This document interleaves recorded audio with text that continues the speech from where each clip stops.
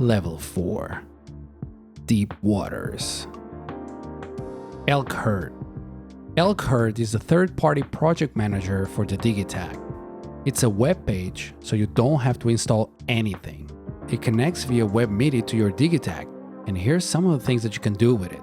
You can manage samples, you can do project management, including reordering of patterns. You can also reorder the sample pool and the sound pool, and you can find unused items and check what samples and what sounds each pattern uses, and vice versa.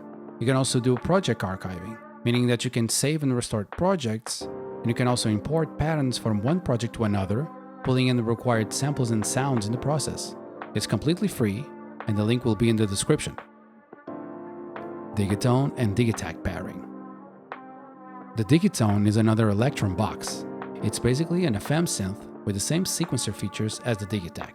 Because of this, it greatly complements the features that the Digitakt lacks. But perhaps one of the coolest features is that if you switch patterns in one, the other one will also follow. Imagine the possibilities. External keyboard. You can use an external MIDI keyboard to play samples chromatically and record notes in the sequencer.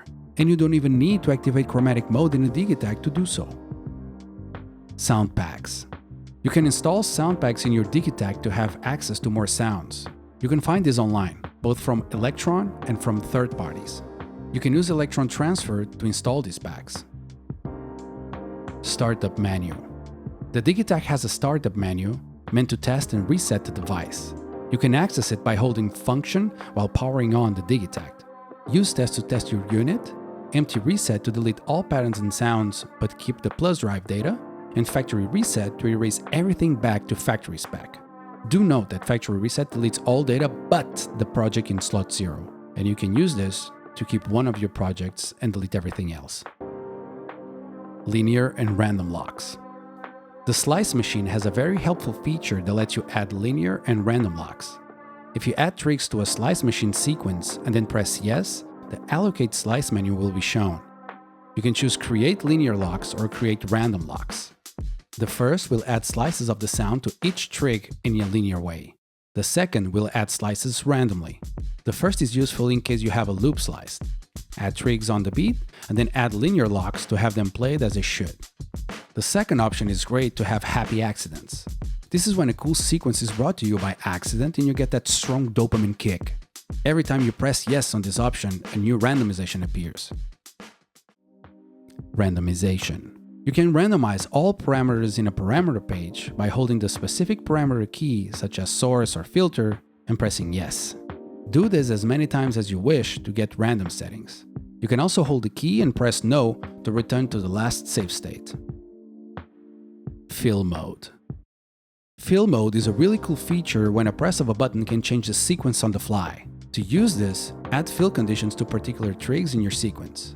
Now play the sequence and hold the fill button. You'll notice that those trigs will only play when the fill button is held. On the other hand, you can set fill with the line above, which inverts the action. The trigs with this condition will only play when fill is not being used. Use this to create, well, fills, drum fills.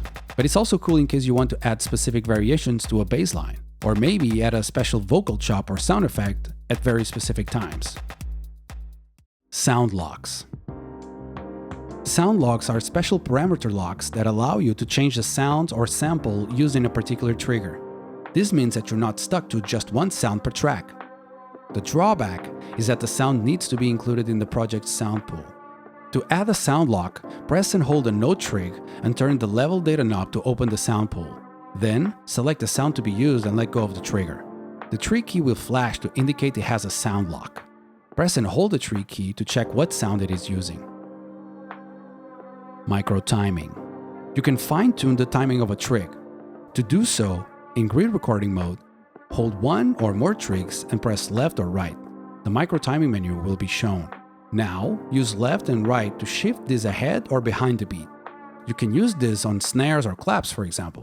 Put them a little behind the beat to create a groovy effect. Retrigs. Do you like that hat ratchet effect very used in trap songs? You can use Retrig to have it. Just like micro timing, hold one or more trigs in grid recording mode. Now, press up or down. This will show the Retrig menu. The retrig option enables or disables retriggering for these trigs. Rate sets how fast the retriggering will happen. Len will set how long these retriggers will last. And finally, vel will set a fade out or fade in for the effect. The higher the value is, the stronger the fade will be, and it can be negative or positive depending on the type that you want. Temporary save and reload. This feature is super important for live performances. It saves the state of all parameters temporarily and allows you to go crazy with improvisation.